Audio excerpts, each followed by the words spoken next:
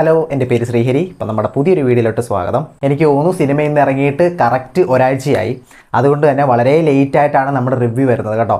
നമുക്ക് totally 3 cinemas review ചെയ്യാനുണ്ട്. 3 ഞാൻ കണ്ടുള്ളൂ. അതിൽ ഫസ്റ്റ് മൂവിനെ പറ്റിയാണ് ഈ ഒരു വീഡിയോയിൽ പറയുന്നത്. ഇതൊരു ഷോർട്ട് വീഡിയോ ആയിരിക്കും, കാരണം ഓൾറെഡി സിനിമ തിയേറ്ററിൽ നിന്ന് ഏകദേശം പോയി എന്നുള്ളൊരു മട്ടാണ്. എന്നാലും നമ്മൾ വീഡിയോ ചെയ്തിടണമല്ലോ, അതുകൊണ്ട് തന്നെ ചെയ്യുന്നതാണ് കേട്ടോ.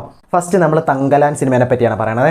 ഒരു ഇൻ്റർനാഷണൽ സ്റ്റഫ് എന്നൊക്കെ പറയാം. ഒരു മേക്കിംഗ് വൈസ് ആണെങ്കിലും അതിൽ അഭിനയമാണെങ്കിലും ഒരു എടുത്തിരിക്കുന്ന രീതിയുണ്ട്. ആ ഒരു സിനിമ പറയുന്ന കുറച്ച് കാര്യങ്ങൾ അതിനെ ട്രീറ്റ് ചെയ്യുന്നൊരു വിധമുണ്ട്. അതാണ് സിനിമയെ വ്യത്യസ്തമാക്കുന്നത്. ആ ഒരു വ്യത്യസ്തത നോക്കുകയാണെങ്കിൽ സിനിമ എനിക്കൊത്തിരി ഇഷ്ടപ്പെട്ടു. ഒരു ചെറിയൊരു സ്ക്രിപ്റ്റ് അത് ഇവോൾവ് ചെയ്ത് കൊണ്ടുവരുന്ന രീതിയിൽ വെച്ച് നോക്കുവാണെങ്കിൽ മോളിവുഡും അതുപോലെ തന്നെ നമ്മുടെ കോളിവുഡും ഇത് രണ്ടുമാണ് സൗത്ത് ഇന്ത്യയിൽ അത്യാവശ്യം നല്ല ഒരു ഇൻഡസ്ട്രി ആയിട്ട് എനിക്ക് തോന്നിയിട്ടുള്ളത്. ആ ഒരു സംഭവം എനിക്ക് ഇവിടെയും കാണാൻ സാധിച്ചിട്ടുണ്ട്. അത് ട്രീറ്റ് ചെയ്യുന്നിരിക്കുന്ന രീതിയാണ് എന്നെ കൂടുതലും ആകർഷിച്ചത്. സ്റ്റോറിയൊക്കെ ഒരു സാധാരണപ്പെട്ട ഒരു സിനിമയിൽ കണ്ടുവരുന്ന ഒരു സ്റ്റോറി തന്നെയാണ്. പക്ഷേ അത് ട്രീറ്റ് ചെയ്യുന്ന രീതി, അല്ലെങ്കിൽ ആ സിനിമയെ നോക്കിക്കാണുന്ന രീതിയുണ്ട്. എക്സാമ്പിൾ പറയാനാണെങ്കിൽ അതിലെ ക്യാരക്ടർ അതെങ്ങനെ പ്രവർത്തിക്കണം, അല്ലെങ്കിൽ അതെങ്ങനെ ബിഹേവ് ചെയ്യണം, ആ ഒരു സിറ്റുവേഷൻ അവിടെ കൊടുക്കുന്ന എത്രത്തോളം ആപ്റ്റ് ആയിരിക്കണം, അവിടെ കൊണ്ടുവരുന്ന നമ്മളൊരു ഇമാജിനറി വേൾഡ് ക്രിയേറ്റീവ് ആണെങ്കിലും അത് എത്രത്തോളം ആസ്വാദകർക്ക് കണക്റ്റഡ് ആവണം. ഇത്തരം കാര്യങ്ങളിലൊക്കെ ഈ ഒരു സിനിമയും കുറേയൊക്കെ ഇമ്പോർട്ടൻസ് കൊണ്ടുവന്നിട്ടുണ്ട്, അല്ലെങ്കിൽ ഇമ്പോർട്ടൻസ് കാണിച്ചിട്ടുണ്ടെന്ന് നമുക്ക് മനസ്സിലാവും. ഇനി കുറച്ച് പോസിറ്റീവ്സിലേക്ക് പോവാം. എനിക്കതിലെ ഏറ്റവും പ്രധാനപ്പെട്ട പോസിറ്റീവ് അതിലെ പെർഫോമൻസ് ആണ്.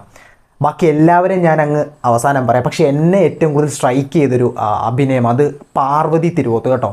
കിഡിലൻ അഭിനയമായിരുന്നു. കിഡിലൻ എന്ന് വെച്ചാൽ ഒരു സാധാരണ, ഇപ്പം നമ്മൾ സാധാരണ സിനിമകളൊക്കെ കാണുമ്പം അതിലെ നടി അല്ലെങ്കിൽ നടൻ ആരും ആയിക്കോട്ടെ, അവരുടെ ഒരു കൈൻഡ് ഓഫ് സംസാരമൊക്കെ ആയിരിക്കുമല്ലോ, അല്ലെങ്കിൽ കൈൻഡ് ഓഫ് ഡയലോഗ് ഡെലിവറിയോ അല്ലെങ്കിൽ ഒരു സ്വഭാവമായിരിക്കുമല്ലോ ഒരു സിനിമയിലും മിക്കവാറും കാണിക്കുന്നത്. ഒട്ടുമിക്ക ആൾക്കാരും അങ്ങനെ ആയിരിക്കും മിക്കവാറും അഭിനയിക്കുന്നത്. പക്ഷേ ഇവിടെ പാർവതി അതൊരു ട്രൈബൽ ആൾക്കാരാണ്, ഒരു ട്രൈബൽ കമ്മ്യൂണിറ്റി പെടുന്ന ഒരു ആൾക്കാരുടെ പ്രതിനിധിയായിട്ട് അവരെങ്ങനെ സംസാരിക്കും എന്നുള്ളതും അതിൻ്റെ മൈന്യൂട്ട് ഡീറ്റെയിൽസൊക്കെ നല്ല ക്യാച്ച് ചെയ്തിട്ട് അത് എക്സ്പ്ലെയിൻ ചെയ്യുന്നുണ്ട്. അതൊരു രസമാണ് അത് കണ്ടിരിക്കാൻ. പുള്ളിക്കാരിയുടെ ഒരു ബോഡി ലാംഗ്വേജ് ഒക്കെ ആണെങ്കിലും അല്ലെങ്കിൽ ഡയലോഗൊക്കെ പറയുന്നതൊക്കെ ആണെങ്കിലും പുള്ളി ശരിക്കും അവിടുത്തുകാരിയാണെന്ന് നമുക്ക് തന്നെ തോന്നിപ്പോകും കേട്ടോ.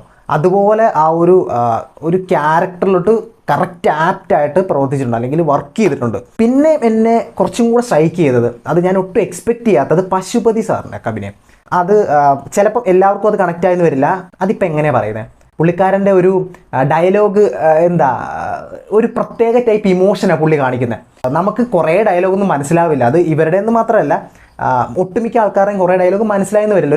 ഒരു ആൻഷ്യൻ തമിഴ് പോലെയാണ് ഇവർ സംസാരിക്കുന്നത്. ഒരു പഴയ കാലത്ത് കിടക്കുന്ന സംഭവമാണെങ്കിലും അതിന് കുറേ ക്ലാരിറ്റി ഉണ്ടാവുമല്ലോ. ഇപ്പോൾ ഒരു തമിഴ് ഒരാളാണെങ്കിൽ പോലും അതിനൊരു ഒരു ക്ലിയർ ഒരു ക്ലാരിറ്റിയുടെ ഒരു പ്രശ്നം ഉണ്ടാകും. നമുക്ക് ആ ക്ലാരിറ്റിയുടെ പ്രശ്നം നല്ലപോലെ ഉണ്ടെങ്കിലും പുള്ളിക്കാരൻ്റെ ആ ഇമോഷൻ അത് എന്താണെന്നുള്ളത് പുള്ളിക്കാരൻ ഡയലോഗിലൂടെ അല്ലെങ്കിൽ വാക്കുകളിലൂടെ അല്ല, പുള്ളിക്കാരൻ്റെ ആക്ഷനിലൂടെ നമുക്ക് കിട്ടും. നല്ല കിടിലൻ അഭിനയമായിരുന്നു. അതൊക്കെ ശരിക്കും നോട്ട് ചെയ്യേണ്ട കുറച്ച് അഭിനയമായിട്ട് എനിക്ക് തോന്നിയിട്ടുണ്ട്. പിന്നെയുള്ളത് ആസ് യൂഷ്വൽ വിക്രം ഏതൊരു ക്യാരക്ടർ കൊടുത്താലും ആ ക്യാരക്ടർ അനുസരിച്ച് പെർഫോം ചെയ്യാനായിട്ട് അദ്ദേഹം മുൻപന്തിയിൽ തന്നെ ഉണ്ടാവും. പുള്ളിക്കാരൻ്റെ ബോഡി ലാംഗ്വേജ് ഇല്ലേ, അത് പ്രത്യേക മനുഷ്യനാണ്. ഒരു സീനിൽ നമുക്കത് കാണാൻ പറ്റും. പുള്ളിക്കാരൻ ഇങ്ങനെ ആടിയൊക്കെയാണ് നടക്കുന്നൊരു ടൈപ്പ്. അത് ആ ഒരു ആൾ അങ്ങനെയാണ് എന്ന് കാണിക്കുന്ന തരത്തിലുള്ള സംഭവമൊക്കെ ആയിരുന്നു. പിന്നെ കുറേ സീനുകളൊക്കെ ഉണ്ട്. എനിക്ക് അതിലെ പോസിറ്റീവ്സിൻ്റെ കൂടെ ഈ സീനുകളും കൂടെ കൂട്ടിച്ചേർക്കണമെന്നുണ്ട്. അത് ചിലപ്പോൾ പെർഫോമൻസ് ആവാം, അല്ലെങ്കിൽ ആ സീൻ ഉണ്ടാക്കിയെടുക്കുന്ന രീതിയാവാം.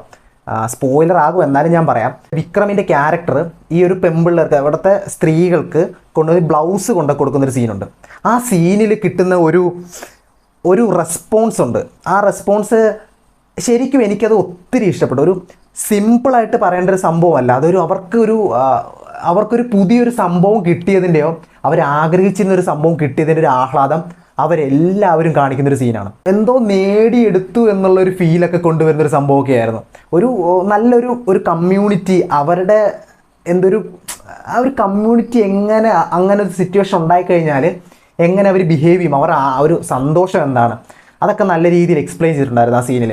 പിന്നെ പറയുന്നത് അതിൻ്റെ മ്യൂസിക്കും ഏറ്റവും വലിയ പോസിറ്റീവ് ഒന്നാണ്. ജി.വി. പ്രകാശ് കുമാർ അദ്ദേഹം ചെയ്തിരിക്കുന്നത്. പുള്ളിക്കാരൻ തന്നെ പറഞ്ഞിട്ടുണ്ടായിരുന്നു, എൻ്റെ കരിയറിലെ വൺ ഓഫ് ദ ബെസ്റ്റ് ഒരു മ്യൂസിക് വർക്ക് ആയിരിക്കും ഇതെന്നുള്ളത്. അത് എനിക്ക് തോന്നിയിട്ടുണ്ട് കേട്ടോ. നല്ല രീതിയിൽ പണിപ്പെട്ടിട്ടുണ്ട്. കുറച്ച് അണ്ടർ റേറ്റഡ് ആയിട്ടുള്ളൊരു മ്യൂസിക് ഡയറക്ടറായിട്ട് എനിക്ക് തോന്നിയിട്ടുണ്ട്. കുറച്ചും കൂടെ അവസരങ്ങൾ അദ്ദേഹം ആക്ടിംഗ് ഒക്കെ വിട്ട് മാറി ഈ ഒരു മ്യൂസിക്കിലോട്ട് കുറച്ചും കൂടെ കോൺസെൻട്രേറ്റ് ചെയ്ത് കഴിഞ്ഞാൽ കിഡിലെ നല്ല വർക്ക്സ് അദ്ദേഹത്തിൻ്റെ ഭാഗത്തുനിന്ന് കിട്ടും എന്ന് നമുക്ക് ഈ ഒരു വർക്ക് കാണുമ്പോൾ തന്നെ കാണാൻ പറ്റും കേട്ടോ.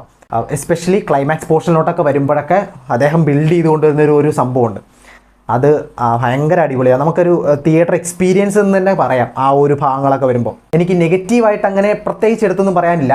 സിനിമ കുറച്ചും കൂടെ ഒരു സ്ലോ പേസ് ആണ്, അല്ലെങ്കിൽ അത് ആ ഒരു രീതിയിൽ അത് കാണേണ്ട ഒരു രീതിയും കൂടി ഉണ്ട് കേട്ടോ. അതിപ്പം ഞാൻ പറഞ്ഞില്ലേ, ഒരു കുറച്ച് ഫിലിം മേക്കിംഗ് അല്ലെങ്കിൽ കുറച്ച് ക്വാളിറ്റി വൈസ് മേക്കിംഗ് ഒക്കെ കാണാൻ ആഗ്രഹിക്കുന്നവർക്കും പഠിക്കാനൊക്കെ ആഗ്രഹിക്കുന്നവർക്കും ഒക്കെ നമുക്ക് വേണമെങ്കിൽ അതൊരു പുസ്തകം പോലെ നമുക്ക് എടുക്കാം. അത്തരത്തിലാണ് അതിൻ്റെ സ്ക്രിപ്റ്റൊക്കെ ചെയ്തിരിക്കുന്നതും. ഫൈറ്റ് സീനൊക്കെ കഴിഞ്ഞിട്ട് ഇങ്ങ് വരുന്ന ഒരു യാത്രയുടെ ഒക്കെ ഭാഗമുണ്ട്. അവിടുത്തെ വിഷ്വൽസൊക്കെ അടിപൊളിയായിരുന്നു. അതിനൊരു മൂവ് ചെയ്യാനായിട്ടൊരു താമസം പോലെ എനിക്ക് ഫീൽ ചെയ്തു. കുറച്ച് സ്പീഡിലും കൂടെ ഒരു പൊടിക്കൊരു സ്പീഡിൽ പോയിരുന്നെങ്കിൽ കുറച്ചും കൂടെ എൻഗേജിങ് ആവുമായിരുന്നു. പിന്നെ കുറച്ച് ക്ലീഷയൊക്കെ പൊളിച്ചെഴുതിയ പോലെ എനിക്ക് തോന്നി. അതിപ്പം എങ്ങനെ പറഞ്ഞു വെച്ചാൽ നമ്മുടെ ഡയലോഗൊക്കെ പ്രോപ്പർ ക്ലാരിറ്റി തന്നെ പറഞ്ഞ് അത് എക്സ്പ്ലെയിൻ ചെയ്യണമെന്നുള്ള ആവശ്യം അങ്ങനെയൊന്നും ഇവിടെ കാണിക്കുന്നില്ല. അത് ഇൻക്ലാരിറ്റി ആയിട്ടാണെങ്കിൽ ക്ലാരിറ്റി ഇല്ലാണ്ട് പറഞ്ഞാൽ പോലും എക്സ്പ്ലെയിൻ ചെയ്യിച്ച് കൊടുക്കുക ഓഡിയൻസിന്, അത്രേ അവരുദ്ദേശിക്കുന്നുള്ളൂ. അത് കറക്റ്റായിട്ട് അങ്ങനത്തെ കുറച്ച് യൂഷ്വൽ കാര്യങ്ങളൊക്കെ പൊളിച്ചെഴുതിയിട്ടുണ്ട്. പക്ഷെ ഒരു ഫിലിം എന്ന രീതിയിൽ എനിക്ക് നല്ലൊരു തിയേറ്റർ എക്സ്പീരിയൻസ് ആയിരുന്നു. ഒരു ഗംഭീര പടം എന്നൊന്നും ഒരിക്കലും ഞാൻ പറയില്ല. എല്ലാത്തരം ഓഡിയൻസിലോട്ടും കണക്ട് ചെയ്യാനായിട്ടുള്ള ബുദ്ധിമുട്ടുള്ളത് കൊണ്ട് തന്നെ എനിക്കൊരു നല്ലൊരു തിയേറ്റർ എക്സ്പീരിയൻസ് ആയിരുന്നു. നല്ലൊരു സിനിമയും കൂടെയാണ് തങ്കല.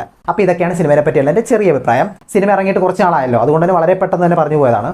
അപ്പോൾ ഈ സിനിമ കാണാത്തുണ്ടെങ്കിൽ നിങ്ങൾ തിയേറ്ററിൽ ഇപ്പോൾ തന്നെ കാണാൻ ശ്രമിക്കുക. അല്ലാത്ത പക്ഷം OTT-യിലാണെങ്കിൽ നിങ്ങൾ മാക്സിമം കാണാൻ ശ്രമിക്കുക കേട്ടോ. അപ്പോൾ വീഡിയോ ഇത്രയേ ഉള്ളൂ. വീഡിയോ ഇഷ്ടപ്പെട്ടെങ്കിൽ ലൈക്ക് ചെയ്യുക, ഷെയർ ചെയ്യുക, സബ്സ്ക്രൈബ് ചെയ്യുക. നമുക്ക് അടുത്തൊരു വീഡിയോ ആയിട്ട് പിന്നെ കാണാം.